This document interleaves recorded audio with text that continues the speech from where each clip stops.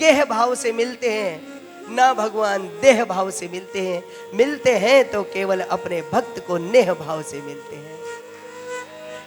प्रेम ही भगवान को प्राप्ति का एक सर्वार्थ सिद्ध साधन है। इस प्रकार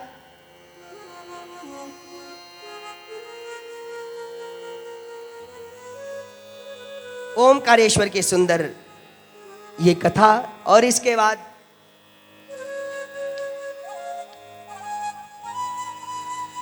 पहले ही सोच रहे हैं हम कहीं आज ज्यादा आगे ना निकल जाए, पकड़ के बैठे हैं घड़ी को, रोज पता ही नहीं चलता कब 4 घंटे बीते, पता तो खैर आज भी नहीं चल रहा है। बोलो सांब सदाशिव भगवान की। हम लोग जिस क्षेत्र में हैं, यह क्षेत्र कौन सा क्षेत्र कहलाता है? बद्री केदार क्षेत्र। और यहां पर भी भगवान एक सुंदर ज्योतिर्पुंज के रूप में उपस्थित है। बोलिए केदारनाथ भगवान की। आहा, अरे भैया हम भी कोई साधारण थोड़ी हैं, वीवीआईपी हैं, हमें हल्के में मत लेना हरिद्वार वालों को। और अभी तो भगवान हमारे पास ही बैठे हैं, 1 महीना तो भगवान सारी जगह छोड़ करके हरिद्वार में ही बैठे हैं। बड़ों बड़ों को हरिद्वार में माथा टेकना पड़ेगा। इस टाइम जो पूरी दुनिया हमसे चल रही है, हम भगवान के गण हैं और हमारे भगवान हमारे ऊपर मालिक बनकर बैठे हैं। तो भैया ये तो भगवान ने कृपा की है, अब तो हमें जो है वीवीआईपी लाइन में लाकर खड़ा कर दिया। और केदारनाथ स्वरूप में भगवान यहाँ पर उपस्थित हैं। क्योंकि हम लोग केदार भूमि में रहते हैं, जब संकल्प करते हैं तो हम क्या कहते हैं? कलियुगे कलि प्रथम चरणे भारतवर्षे उत्तराखंड पुण्या प्रदेशांतर्गते बद्रिकाश्रम क्षेत्रांतर्गते केदार खंडोतीरोद्भवा। भगवान केदार खंड में हम लोग उपस्थित हैं। माँ साक्षात गंगा अवतरण स्थाने अद्योत्समये हरिद्वार पुण्य क्षेत्रांतर्गते उपस्थित अन्य क्षेत्र मध्ये यथा नाम यजमानस्य यथा नाम कुल गोत्रोत्पन्नो हम तस्य सपरिवार जनानां जन्म कुंडल्यां वर्ष कुंडल्यां महाकुंडल्यां गोचर कुंडल्यां उपस्थित दुर्ग्रह जनित दुर्दोषस्य निवारणार्थे एवं शुभ ग्रहे उत्थानार्थाय अन्य मनोकामना सिद्ध्यर्थे अद्यामहं गणेश अंबिका सहित पंचांग पीठस्थ सर्वावाहित देवता पूजनोपरि मुख्य इष्ट आराधन सहित अन्य भगवान विष्णु भगवान ब्रह्मदेव भगवान पार्थिव शिव पूजन अर्चन महाअभिषेकम कर्माद्यम कर्मणम अद्यामहं करिष्यामहं, यही बोलते हैं। संकल्प तो बहुत बड़ा है, लेकिन उसमें मुख्य उच्चारित जो शब्द है हम वो बता रहे हैं। तो केदार खंड में हम लोग उपस्थित हैं, और केदार खंड में हम हो और कोई विशेष स्तुति केदारनाथ जी की हम न गाए तो नामुमकिन है। इसलिए हम केदारनाथ जी की स्तुति करेंगे। आप लोग नाराज मत होना। भगवान, हम पहले दिन की कथा में बता रहे थे, भगवान को 3 चीजें बड़ी पसंद है: श्रवण, कीर्तन और मनन। तो किन्हीं संतों के द्वारा श्रवण भगवान हम पर कृपा कर कर रखते हैं, क्योंकि भगवान ने कृपा की तो कर्णपुटों से सुन पाते हैं, वरना बहरे हो जाते। मुकोस्ति को वा बधिरश्च को वा वक्तुम न यक्तुम समये समर्थः। जब समय आए और समयानुकूल वक्तव्य यहां पर ना हो पाए, वो व्यक्ति जिह्वा होते हुए भी गूंगा है, भगवान शंकराचार्य कहते हैं। और तथ्यम सुपथ्यम न शृणोति वाक्यम, जो कल्याणकारी वचनों को सुनकर भी अनसुना कर दे, ऐसा व्यक्ति कान होते हुए भी बहरा है, भगवान शंकर कहते हैं। उससे अच्छा ये वे जन्मांध रहता, जन्म बधिर रहता, जन्म मूक रहता है। इसलिए भगवान शिव का हम आराधन करेंगे। पहले प्रणाम करते हैं, फिर भगवान को स्तुति निवेदित करेंगे, फिर हम लोग इससे संबंधित जो कथा है उसको श्रवण करेंगे। तो आए पहले भगवान केदारनाथ जी को प्रणाम करें। महद्रिपार्श्वे च तटे रमन्तम् सम्पूज्यमानं सततं मुनीन्द्रे सुरासुरे यक्षमहोरगाढ्ये केदारमीशं शिवमेकमीडे। आहा, कैसा स्वरूप है भगवान का। महाद्रिपार्श्वे च तते रमन्तम्। भगवान केदारनाथ भगवान हिमालय पर्वत की सुंदर केदार श्रृंखला में देवों के द्वारा पूजित है। और क्या लिखा है? सुरासुरे यक्ष महोरगाढ्य है। भगवान की पूजा करने कौन कौन आते हैं? सुर, असुर, यक्ष, गंधर्व, किन्नर, मनुष्य। कोई ऐसा जीव नहीं है जो शंकर भगवान का आशीर्वाद प्राप्त करने ना जाता हो। केदारनाथ जी में इतनी बड़ी महिमा। और इसके बाद केदारमीशं शिवमेकमीडे, कल्याण स्वरूप करुणावतार भगवान केदारनाथ जी को हम प्रणाम करते हैं। बोलिए सांब सदा शिव भगवान के जय। तो आइए बहुत प्रेम से, बहुत भाव से हम सभी लोग केदारनाथ जी की स्तुति करते हैं।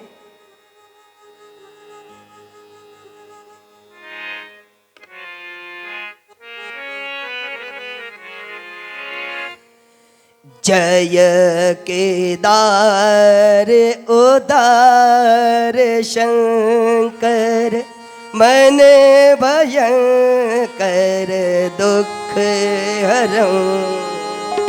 जय केदार उदार शंकर, मन भयंकर दुख हरं। जय केदार उदार शंकर, मन भयंकर दुख हरो। गौरी गणपति स्कंद नंदी, श्री केदार नमाम्यहं। जय केदार उदार शंकर, मन भयंकर दुख हरं। शैल सुंदर अति हिमालय, शैल सुंदर अति हिमालय। शुभ मंदिर सुंदरं, शुभ्र मंदिर सुंदरं। निकट मंदाकिनी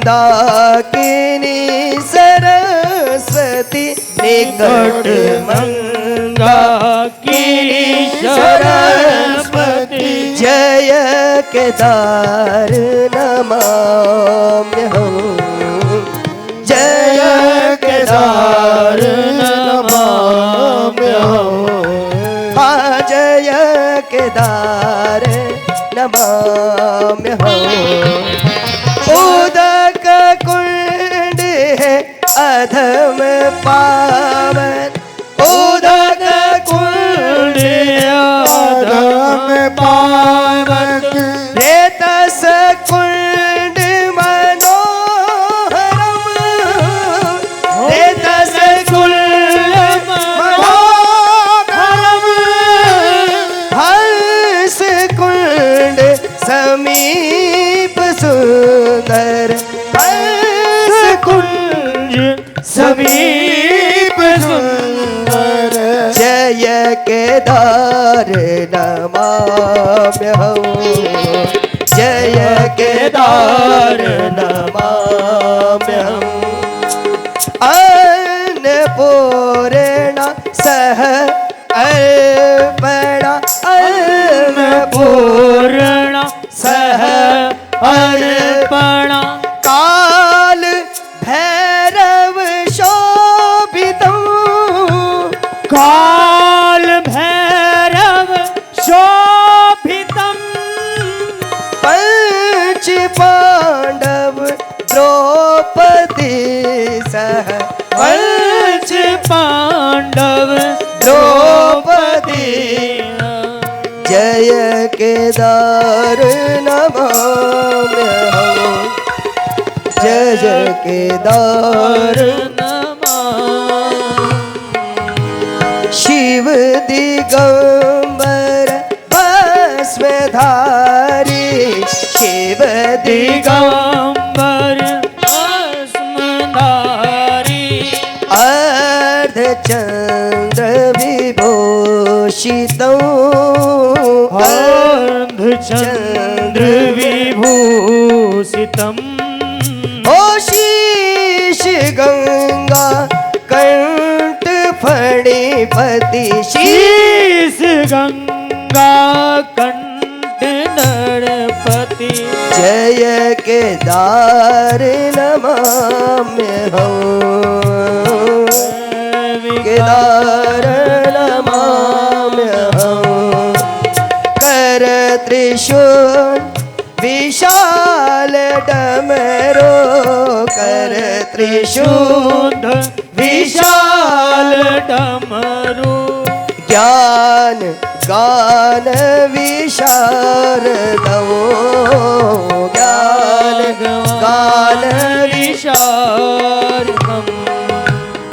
महेश्वर तुंग ईश्वर महेश्वर तुंग ईश्वर रुद्र कल्प महेश्वरो रुद्र कल्प महेश्वरम्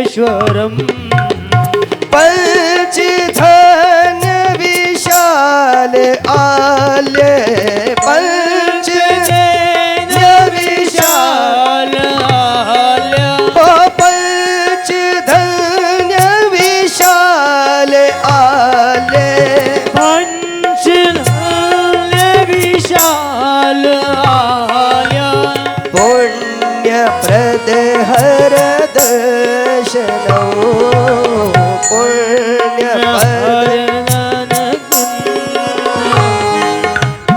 जय केदार उदार शंकर पाप ताप्यन नमाम्यहम् पाप ताप नमाम्यहम् नाथ पावन हे विशालम पुण्यप्रद हर दर्शनम् पुण्यप्रद हर दर्शनम् हो पुण्यप्रद हर दर्शनम् बोलिए केदारनाथ महाराज की जय। ये केदारनाथ जी की सुंदर स्तुति है। यहीं बैठे बैठे हम सभी लोगों ने भगवान केदारनाथ जी के दर्शन कर लिए हैं, ऐसा मुझे आभास हो रहा है। इसके बाद सुंदर केदारनाथ जी के प्रादुर्भाव के विषय में लिखा है, नर और नारायण रूप में भगवान विष्णु अवतरित हुए। बद्रीनाथ जी गए आप में से कोई? चलो बद्रीनाथ जी तो हम गए, दर्शन करके आए हैं हम लोग। हमें वहां गुरु जी की कथा में बैठ करके कथा श्रवण करने का तो सौभाग्य प्राप्त हुआ है। करने का पता नहीं भगवान कब देंगे, पर श्रवण करने का सौभाग्य हुआ है। तो कथा श्रवण करने हम गुरु जी के श्रीमुख से गए थे। वहां नर नारायण पर्वत है वहां पर, और जोशी मठ में भगवान आदि बद्री के रूप में भी विराजमान है। आदि बद्री की एक भुजा धीरे धीरे गलित रूप में हो रही है, धीरे धीरे शरीर उनका गलायमान हो रहा है। ऐसी शास्त्र की आज्ञा है, जिस दिन भगवान बद्रीनाथ जी का पूर्ण शरीर गल जाएगा तो उस दिन भगवान शिव इस पृथ्वी पर प्रलय लेकर आएंगे। बीच बीच में तो डेमो दिखाते हैं भगवान, उसे प्रलय नहीं कहते। जैसे न्यूज वाले कहते चैन से सोना है तो जाग जाइए, अरे भाई सोने तो दो, तो वही तो जागेंगे।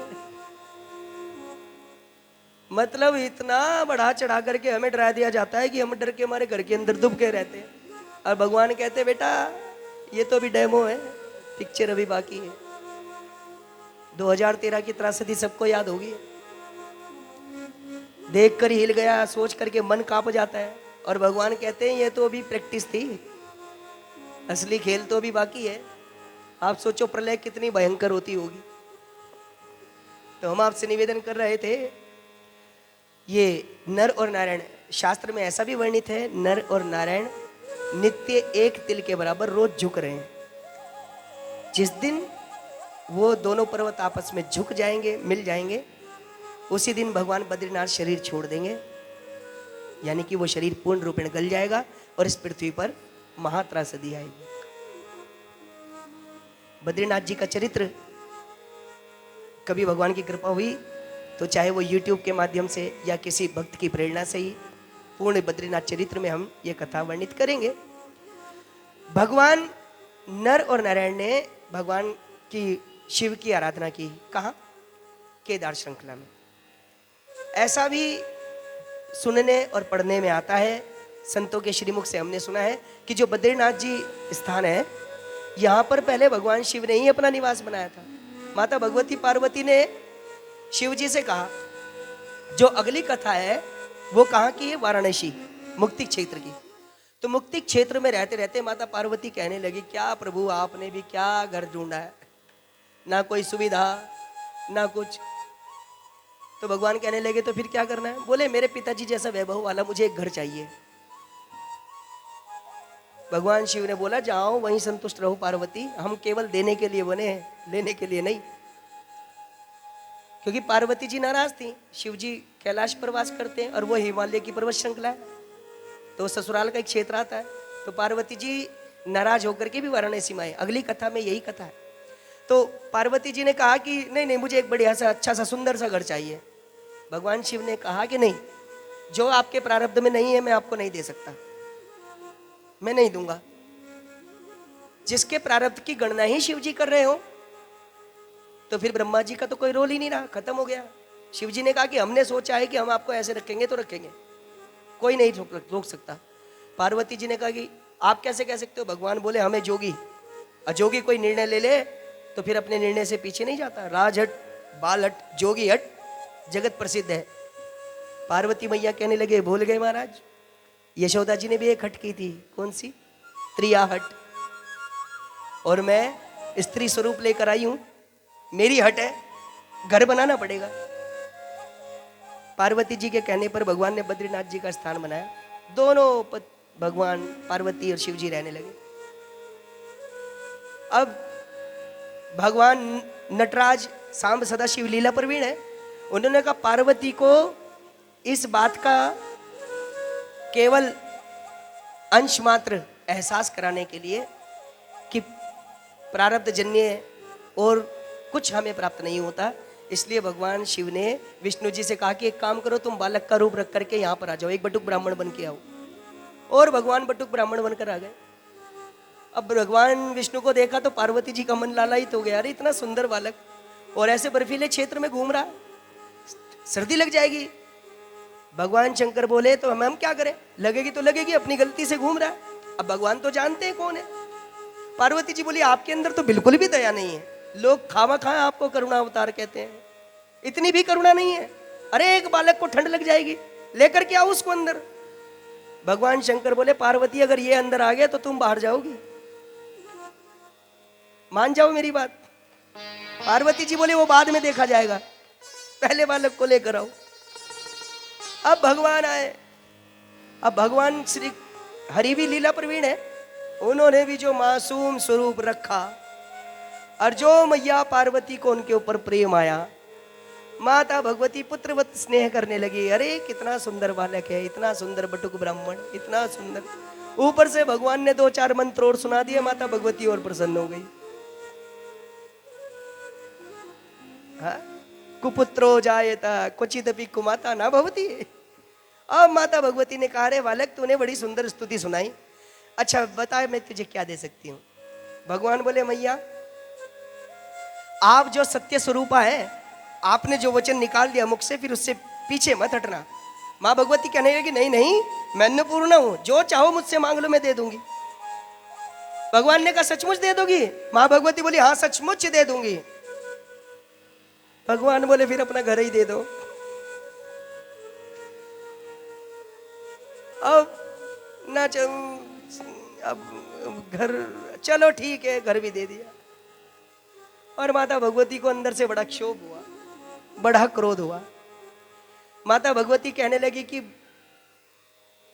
मैं समझ गई शंकर भगवान सच कहते थे, ये विष्णु जो है बड़े कौतुकी है, पर विष्णु हम तुम्हें श्राप देती हैं, जैसे आपने हमें हमारे घर से बाहर निकाला, एक दिन तुम भी अपने घर से बाहर निकाले जाओगे। इसलिए राम रूप में अयोध्या से बाहर जाना पड़ा और कृष्ण रूप में मथुरा से भगवान को बाहर जाना पड़ा। माँ भगवती ने कहा, मैं एक बहुत ऊंचे श्रृंखला पर आपको बैठना प्रभु। भगवान बोले, हम नहीं बैठेंगे, हम घर बनाएंगे ही नहीं, अब तो हम तपस्थली बनाएंगे। और जैसे नर नारायण ने भगवान की उपासना की, तो भगवान विष्णु ने अपने अपराध की क्षमा मांगते हुए कहा है कि प्रभु आप हमें क्षमा करें, और जहां हमने आपकी तपस्या की है यहीं पर आप एक स्वरूप रख करके अपना स्वरूप धारण कर लीजिए। वही स्वरूप केदारनाथ ज्योतिर्लिंग के रूप में जाना जाता है। तो जो उत्तराखंड की यात्रा है, वो बद्रीनाथ जी की यात्रा के बाद जो लोग केदारनाथ जी का दर्शन करते हैं तभी पूरी होती है। केदारनाथ जी भगवान बद्रीनाथ जी से भी ऊंचे स्थान पर बैठे हैं। यानी कि आप ये मान लीजिए कि बद्रीनाथ जी कहते हैं कि भगवान शिव को तो हमने अपने शीश पर पूजनीय बना रखा है, तो तुम हमारी पूजा करो, शिव जी की पूजा ना करो। भाई हम हमारे घर में कोई आए और हमें कहे, अरे आचार्य जी, पंडित जी, महाराज जी, गुरु जी आपको प्रणाम है, और हमारे पिताजी सामने खड़े उनको देखे बिना, तो हम उनको क्या कहेंगे? वाह, ये तो मतलब हो गया साफ साफ। अरे तुम हमारे पिताजी को प्रणाम करते और हमें ना करते तो चलता, लेकिन हमें प्रणाम करके हमारे पिताजी को प्रणाम नहीं कर रहे हो, तो इसका मतलब तुम्हारे मन में चोर है। ऐसे ही भगवान शिव भी, भगवान बद्रीनाथ भी कहते हैं, तुम हमें प्रणाम कर रहे हो, शंकर जी को प्रणाम करने नहीं जा रहे हैं, तो हम तुम्हारी मनोकामना सिद्ध नहीं करेंगे। इसलिए बद्रीनाथ जी की यात्रा के साथ केदारनाथ यात्रा, और केदारनाथ यात्रा के साथ साथ पशुपतिनाथ यात्रा भी आवश्यक है। जो लोग केदारनाथ जी के दर्शन करें, वो लोग अगर पशुपतिनाथ जी के दर्शन नहीं करते तो भी उनको भगवान के दर्शन का फल नहीं मिलता। इसलिए ऐसा कल से जो कथाएं होंगी, उन कथाओं में वर्णन है, जब भगवान ने पशुपतिनाथ रूप रखा तो भगवान का मुख तो नेपाल की ओर है जो पशुपतिनाथ स्वरूप में है, और भगवान का जो पृष्ठ भाग है जिसको हम पूंछ बोलते हैं, वो केदारनाथ जी की स्वरूप में बैठी है। इसलिए पूर्ण स्वरूप भगवान केदार पशुपतिनाथ के रूप में है। बोलिए केदार पशुपतिनाथ महाराज की जय। तो अब हम लोग भगवान के अगले स्वरूप का वर्णन कर रहे हैं, सुन रहे हैं।